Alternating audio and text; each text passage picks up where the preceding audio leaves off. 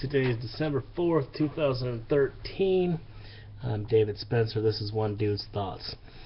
Quick couple of things. Not really anything major. First thing is this. Why are we still taking polls on Obama's approval rating? Does anybody really care what President Obama's approval rating is? He's not going to be reelected in 2016, so does it fucking matter? Honestly, does it? No, it doesn't. So let's stop worrying about what his approval ratings are. Let's start talking about who we're not going to elect in 2016 to be the President of the United States, and who we're not going to elect to be congressmen and congresswomen and representatives in the United States Senate and the United States House of Representatives. Because that's really the question. Those are really the people we got to worry about. And in 2014, we got a good number of election people coming up. So what are we going to do? We should talk about who we're not going to re-elect, which I say is pretty much all of them. Almost none of them should get another return seat to Washington. There are a few that would be fine to go back on both sides. But for the most part, all of them should go. All of them should go. Second thing, Martin Bashir. Listen, I know it's been a few weeks since your stupid comment about defecating in another individual's mouth and telling the slave story about when they used to do that, and then Sarah Palin is a good candidate for such thing. I don't find it offensive because I don't give a shit. You know, I don't care about Sarah Palin, or I don't care about the people who get offended by saying things about Sarah Palin. But come on, dude, did you not know that was going to be a problem? Because you write your monologue beforehand, or did you ad-lib that part of the monologue? I mean, I don't understand what the hell you were thinking. Sarah Palin is kind of a dipshit, there's no doubt about that.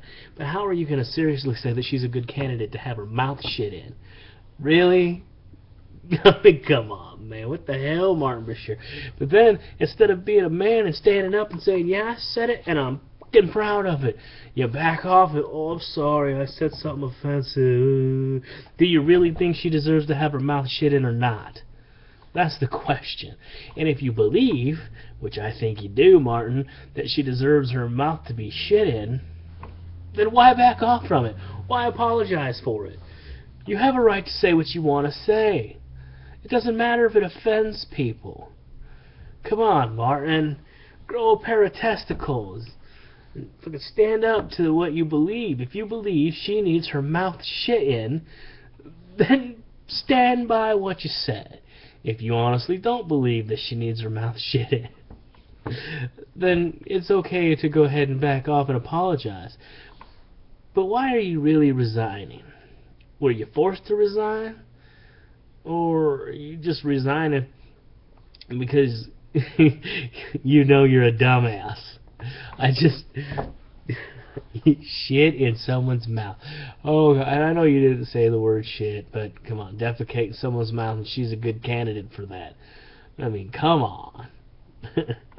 It's funny, and it's not offensive to me, but I'm an asshole. So what can I say? If you believe she deserves it, then stand up for what you believe, man. Stand up for it. That's all I'm saying. Now, another quick point, going back to the previous point of why we're taking poll numbers on President Obama's approval ratings. My question is this. They did a poll at the Harvard Political Institution, or whatever they got going on at Harvard School, some kind of thing. They did a poll over the course of like a 2-week period or whatnot, and polled 2,000 people, and you know how they do with polls, they poll so many people and then extrapolate it or whatever. Anyway, they said that 35% of the people that voted for Obama in the last election said that they would not vote for him, and this if they had to re-vote for 2012, they would vote for Mitt Romney. Now, if that happened, we're not talking about President Obama's approval rating. We're talking about President Mitt Romney's approval rating. And I'm not saying that he would have been necessarily way better than President Obama, but he'd have been better. And then other people said that they don't approve of what he's done in the second term, but they still vote for him. How the hell does that make any sense? If you don't approve what a motherfucker's doing, why are you re-electing him? And then, if you don't approve what he's doing now, and if you had the chance to go back and redo your vote, why would you vote for the same motherfucker that you don't like what he's doing? It doesn't make any sense. But whatever, I digress. Again, December 14th, 4th, 2013. And right here, we ain't defecating no one's mouth.